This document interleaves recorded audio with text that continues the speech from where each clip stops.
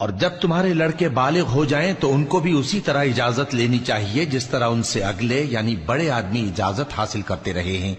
اس طرح اللہ تم سے اپنی آیتیں کھول کھول کر بیان فرماتا ہے، اور اللہ جاننے والا ہے، حکمت والا ہے۔ اور بڑی عمر کی عورتیں جن کو نکاح کی توقع نہیں رہی اور وہ زائد کپڑے اتار کر سر ننگا کر لیا کریں تو ان پر کچھ گناہ نہیں، بشرطے کہ اپنی زینت کی چیزیں نہ ظاہر کریں،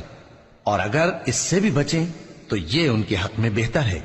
اور اللہ سنتا ہے، جانتا ہے۔ نہ تو اندھے پر کچھ گناہ ہے اور نہ لنگڑے پر اور نہ بیمار پر اور نہ خود تم پر کہ اپنے گھروں سے کھانا کھاؤ، یا اپنے باپ دادا کے گھروں سے، یا اپنی ماؤں کے گھروں سے، یا بھائیوں کے گھروں سے، یا اپنی بہنوں کے گھروں سے، یا اپنے چچاؤں کے گھروں سے، یا اپنی پھوپھیوں کے گھروں سے، یا اپنے ماموؤں کے گھروں سے، یا اپنی خالاؤں کے گھروں سے، یا اس گھر سے جس کی کنجیاں تمہارے ہاتھ میں ہوں، یا اپنے دوستوں کے گھروں سے۔ اور اس کا بھی تم پر کچھ گناہ نہیں کہ سب مل کر کھانا کھاؤ یا جدا جدا۔ پھر جب گھروں میں جایا کرو تو اپنے گھر والوں کو سلام کیا کرو،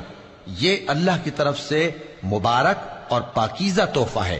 اس طرح اللہ اپنی آیتیں کھول کھول کر بیان فرماتا ہے تاکہ تم سمجھو۔ مومن تو وہ ہیں جو اللہ پر اور اس کے رسول پر ایمان لائے، اور جب کبھی ایسے کام کے لیے جو جمع ہو کر کرنے کا ہو پیغمبر کے پاس جمع ہوں تو ان سے اجازت لیے بغیر چلے نہیں جاتے۔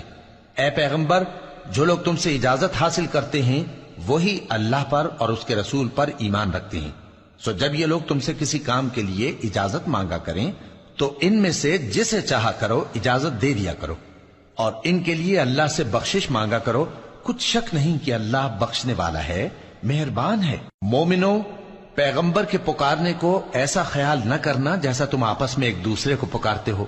بے شک اللہ کو وہ لوگ معلوم ہیں جو تم میں سے آنکھ بچا کر کھسک جاتے ہیں۔ تو جو لوگ ان کے حکم کی مخالفت کرتے ہیں ان کو ڈرنا چاہیے کہ ایسا نہ ہو کہ ان پر کوئی آفت پڑ جائے یا تکلیف دینے والا عذاب نازل ہو۔ دیکھو، جو کچھ آسمانوں اور زمین میں ہے سب اللہ ہی کا ہے، جس طریق پر تم ہو وہ اسے جانتا ہے، اور جس روز لوگ اس کی طرف لوٹائے جائیں گے تو جو عمل وہ کرتے رہے وہ ان کو بتا دے گا، اور اللہ ہر چیز سے واقف ہے۔